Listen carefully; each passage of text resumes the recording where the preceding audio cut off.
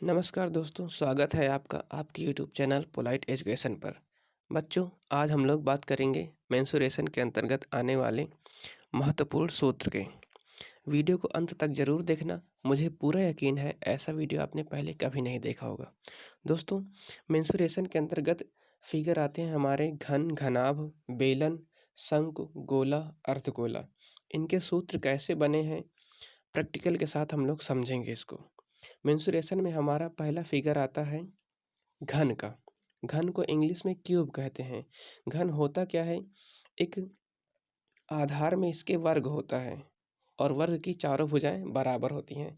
वर्ग की जितनी भुजा होती हैं उन्हीं उतनी ही माप की अगर ऊंचाई हम बना दें तो हमारा बन जाता है घन। घन घन को हम लोग देखेंगे 3D में कैसे होता है, ये देख सकते हैं। ये है आपका घन। इस घन में लंबाई, चौड़ाई और ऊंचाई तीनों चीज़ें बराबर हैं। आप देख सकते हैं ये जितनी भुजा है उतनी ही ये भी है, उतनी ये सारी भुजाएं इसकी बराबर हैं।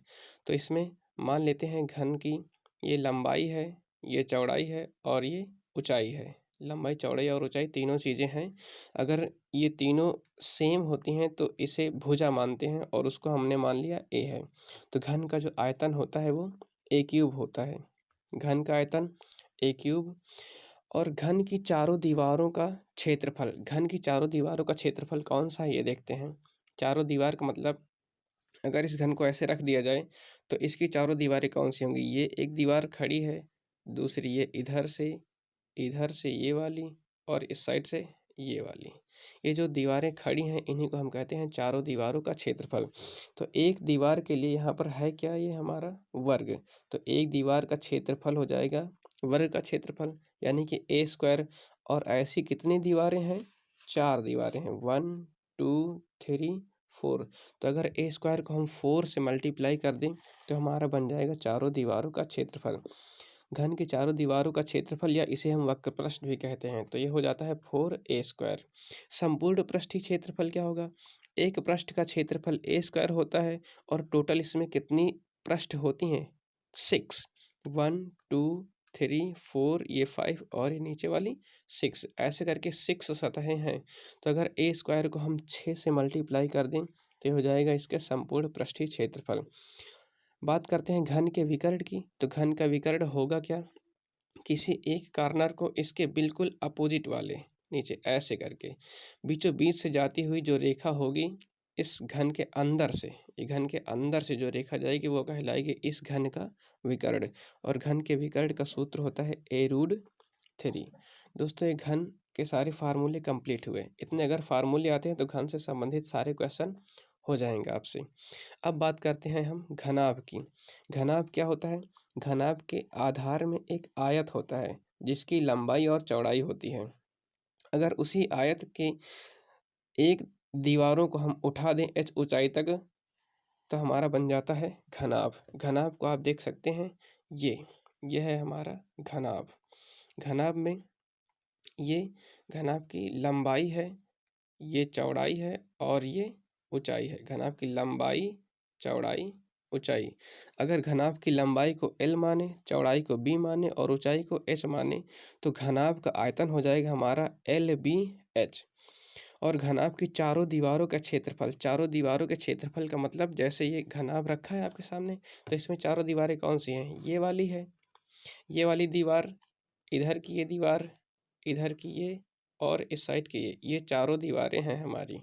इनका क्षेत्रफल कैसे निकाला जाएगा? देखिए, ये वाली जो दीवार है किससे मिलके बनी है? लंबाई और ऊंचाई से मिलके बनी है। तो इस दीवार का क्षेत्रफल क्या हो जाएगा? L into H. और जितना क्षेत्रफल इधर होगा उतना ही क्षेत्रफल इधर भी हो जाएगा, L इंटू एच। और ये वाली दीवार जो है ये चौड़ाई, ये वाली दीवार चौड़ाई और ऊंचाई से मिलके बनी है। तो इसका जो क्षेत्रफल होगा वो क्या होगा? B into H. जितना क्षेत्रफल इधर का होगा उतना ही क्षेत्रफल इधर का भी हो जाएगा। तो इसकी चारों दीवारों का क्षेत्रफल होता है 2h ब्रैकेट में L प्लस B। बात करें संपूर्ण पृष्ठीय क्षेत्रफल की, तो संपूर्ण पृष्ठीय क्षेत्रफल में ये ऊपर वाली सतह और नीचे वाली सतह भी शामिल हो जाएगी।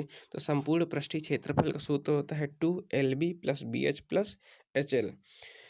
बात करें घनाभ के विकर्ण की, तो घनाभ का विकर्ण इस ऊपर वाले कोने को बिल्कुल नीचे वाले से अपोजिट शीर्ष को ऐसे मैच करें। इसके बिल्कुल बीचों बीच से जाती हुई जो सीधी रेखा होगी वो होगी इसके विकर्ण। तो घनाभ का विकर्ण होता है हमारा L square plus B square plus H square, और ये अंडर रूट के अंदर होता है। घनाभ का विकर्ण है under root L square plus B square plus H square. तो ये घनाभ से संबंधित सारे फार्मूले हो गए हैं। आगे हम आप लोगों को जो भी क्वेश्चन बताएंगे वो डायरेक्ट फिगर पर ही आधारित होंगे। इन्हीं से हम मिला के बताएंगे कैसे फिगर बनाए जाएंगे। हमारा अगला फिगर है बेलन का। बेलन होता क्या है, एक इसके आधार में वृत्त होता है, उस वृत्त को एच ऊंचाई तक उठा दिया जाता है तो हमारा बन के तैयार हो जाता है बेलन। आप बेलन को देख सकते हैं, ये है हमारा बेलन। देखिए इसका आधार, ये आधार जितना ये है उतना ही इधर भी है। तो अगर इस बेलन के आधार की त्रिज्या आर हो जाए और इसकी ऊंचाई एच हो जाए, ये बेलन की ऊंचाई एच, तो बेलन का हमारा बन जाता है।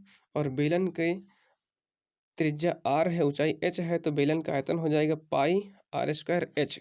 बेलन के वक्रपृष्ठ की बात करें तो वक्रपृष्ठ का मतलब ये जो बाहर से भाग दिख रहा है ये वाला, इस इधर वाले और इधर वाले को छोड़ दिया जाए तो जो भाग घूमा हुआ दिख रहा है ये पूरा भाग कहलाता है इसका वक्रपृष्ठ।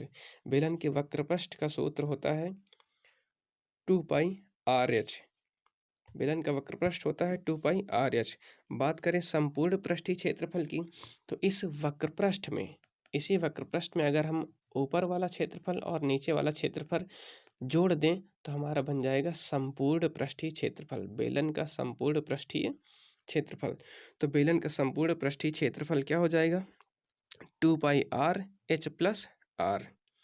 अब बेलन के आधार का क्षेत्रफल, बेलन का आधार है कैसा, देखिए बेलन का आधार है वृत्ताकार, तो वृत्त का जो क्षेत्रफल होता है वही होगा हमारे बेलन के आधार का क्षेत्रफल। तो बेलन के आधार का क्षेत्रफल हो जाएगा पाई आर स्क्वायर।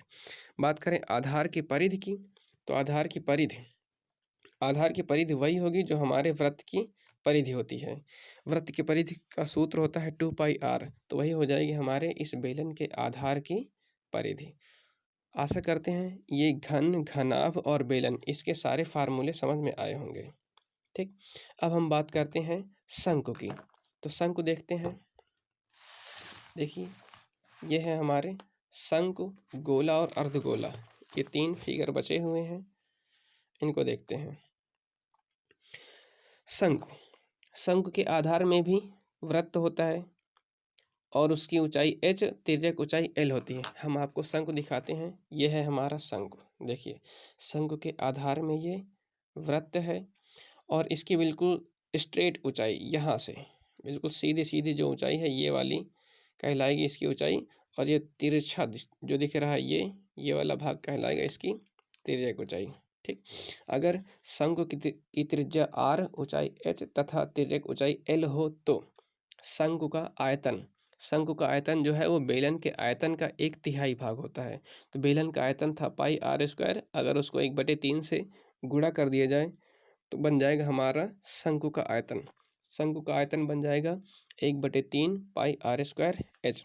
बात करें हम शंकु के वक्रपृष्ठ की, तो शंकु का वक्रपृष्ठ आप देख पा रहे हैं, ये जितना भी भाग हम देख पा रहे हैं इस समय, ये इस शंकु का वक्रपृष्ठ है। ये वाला पूरा भाग जो है ये शंकु का वक्रपृष्ठ है। शंकु के वक्रपृष्ठ का फार्मूला होता है पाई आर एल। बात करें हम संपूर्ण पृष्ठीय क्षेत्रफल की, तो संपूर्ण पृष्ठ क्या होगा, इसी वक्रपृष्ठ में अगर हम ये आधार वाला क्षेत्रफल जोड़ दें, ये वाला क्षेत्रफल अगर जोड़ देंगे तो हमारे इस शंकु का संपूर्ण पृष्ठीय क्षेत्रफल बन जाएगा। शंकु का संपूर्ण पृष्ठीय क्षेत्रफल होता है पाई आर एल प्लस आर। बात करें इसके आधार के क्षेत्रफल की, तो शंकु का आधार है कैसा, वृत्ताकार है, तो जो वृत्त का क्षेत्रफल होगा वही इस शंकु के आधार का क्षेत्रफल हो जाएगा। तो शंकु के आधार का क्षेत्रफल होता है पाई आर स्क्वायर और आधार की परिधि 2 पाई आर। हम बात करें इस शंकु के तिर्यक ऊंचाई की, तो ये तिर्यक ऊंचाई देखिए, तिर्यक ऊंचाई, त्रिज्या और सीधी ऊंचाई, इस सीधी ऊंचाई और त्रिज्या के बीच में 90 डिग्री का कोण बनता है। तो यहाँ पर ये हमारा एक समकोण त्रिभुज हो जाता है। इस समकोण त्रिभुज में पाइथागोरस प्रमेय लगा के तिर्यक ऊंचाई निकाली जाती है। जो तिर्यक ऊंचाई है वो कर्ण का काम करती है, सीधी ऊंचाई लंब का काम करती है और त्रिज्या आधार का। तो ये तिर्यक ऊंचाई का फार्मूला बन जाता है L बराबर √r² प्लस h²। उम्मीद करते हैं कि इसके सारे फार्मूले याद हो गए होंगे।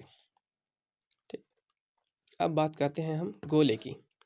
तो गोला देख सकते हैं, अगर गोले की त्रिज्या r हो तो आयतन और पृष्ठीय क्षेत्रफल इसमें होता है।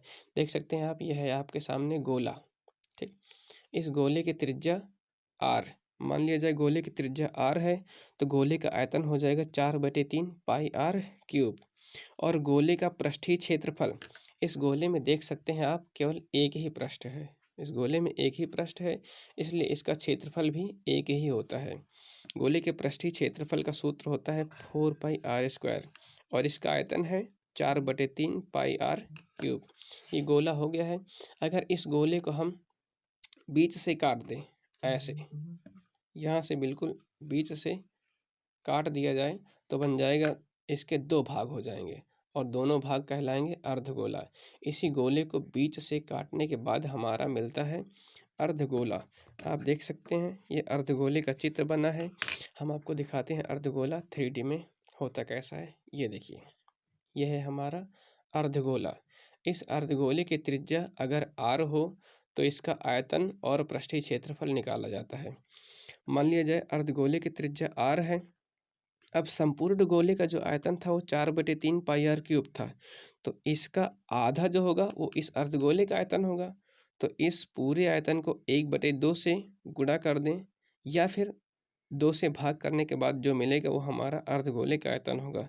तो अर्धगोले का आयतन हो जाएगा 2/3 πr³। अब इस अर्धगोले के पृष्ठीय क्षेत्रफल की बात करें तो इस अर्धगोले में दो पृष्ठ हैं, देख सकते हैं। एक ये ऊपर वाला भाग, ये वाला हमारा कहलाएगा वक्र पृष्ठ और ये आधार का क्षेत्रफल हो जाएगा इस अर्धगोले के। तो अर्धगोले के वक्र पृष्ठ का जो क्षेत्रफल होगा वो 2πr² होगा। अर्धगोले के वक्र पृष्ठ का क्षेत्रफल 2πr², क्योंकि जब पूरा गोला था तो उसका क्षेत्रफल था 4πr²। आधे से काट दिया गया तो ये वाला जो बचा है आधे गोले का ही भाग है। ठीक, इसलिए इसका वक्र पृष्ठ हो जाएगा 2πr²। बात करें इसके संपूर्ण पृष्ठीय क्षेत्रफल की, तो संपूर्ण पृष्ठीय क्षेत्रफल कहाँ होगा? ये वाला भाग तो होगा ही, इधर वाला आधार वाला भाग भी अगर शामिल कर लें, ये वाला और ये वाला दोनों भाग अगर हम शामिल कर लें तो कहलाएगा हमारा संपूर्ण पृष्ठीय क्षेत्रफल। वक्र पृष्ठ 2πr² था और ये एक वृत्त है, इसका भी क्षेत्रफल जोड़ेंगे तो πr² उसमें और जुड़ जाएगा, तो बन जाएगा हमारा 3πr²। ये 3πr² हो जाएगा हमारे इस अर्धगोले का संपूर्ण पृष्ठीय क्षेत्रफल। उम्मीद करते हैं ये सारे फार्मूले आपकी समझ में आए होंगे। अब सारे फिगर को हम एक साथ आपको दिखा देते हैं। ये घन है, घनाभ है, घन, घनाभ, बेलन, शंकु, गोला और अर्धगोला, ये सारे फिगर हैं हमारे। आप देख सकते हैं आपके सामने रखे हुए हैं। इन्हीं पर आधारित क्वेश्चन हम लोग मेंसुरेशन के अंतर्गत पढ़ेंगे। मेंसुरेशन में होगा क्या? मिक्स क्वेश्चन बनते हैं। मिक्स क्वेश्चन कैसे बनेंगे? कभी इस घनाभ के साथ में, घन के साथ में या किसी भी फिगर के साथ में किसी दूसरे को ऐड कर दिया जाएगा। मान लो ये हमारा घन है, अगर इसके साथ हम इस अर्धगोले को ऐड करें, ऐसे अर्धगोले को इसके ऊपर रख दें, तो जो क्वेश्चन बनेगा वो अर्धगोला और घन को मिलाकर बन जाएगा हमारा। इस अर्धगोले और घन को मिलाकर संपूर्ण पृष्ठीय क्षेत्रफल पूछा जा सकता है, आयतन पूछा जा सकता है, या फिर बेलन के साथ अर्धगोले को मिला दिया जाएगा, तो ऐसा करके फिगर बन जाएगा हमारा। होता क्या है, पानी की बूंद पर आधारित क्वेश्चन होते हैं, तो बूंद कैसे बनती है, ऐसे करके उसमें हमारा शंकु और अर्धगोले पर मिश्रित क्वेश्चन हो जाएगा, तो हमारा बन जाएगा वो ऐसा फिगर। ठीक, कभी घनाभ के साथ में ऐड किया जाएगा या बेलन और शंकु को मिलाएंगे तो ऐसा फिगर हमारा बन जाएगा। इस पर आधारित क्वेश्चन बनेंगे। तो ऐसे क्वेश्चन हम लोग आगे सॉल्व करेंगे। ठीक, अगर वीडियो अच्छी लगी हो तो लाइक ज़रूर कीजिएगा। वीडियो को पूरा देखने के लिए बहुत बहुत धन्यवाद। अगर चैनल पर पहली बार आए हैं तो सब्सक्राइब करके बेल आइकन दबाना ना भूलें, ताकि हमारी हर वीडियो आसानी से आप तक पहुंच सके। अगर वीडियो अच्छी लगी हो तो शेयर करना ना भूलें। वीडियो शेयर करने के लिए दिल से thanks. Have a nice day.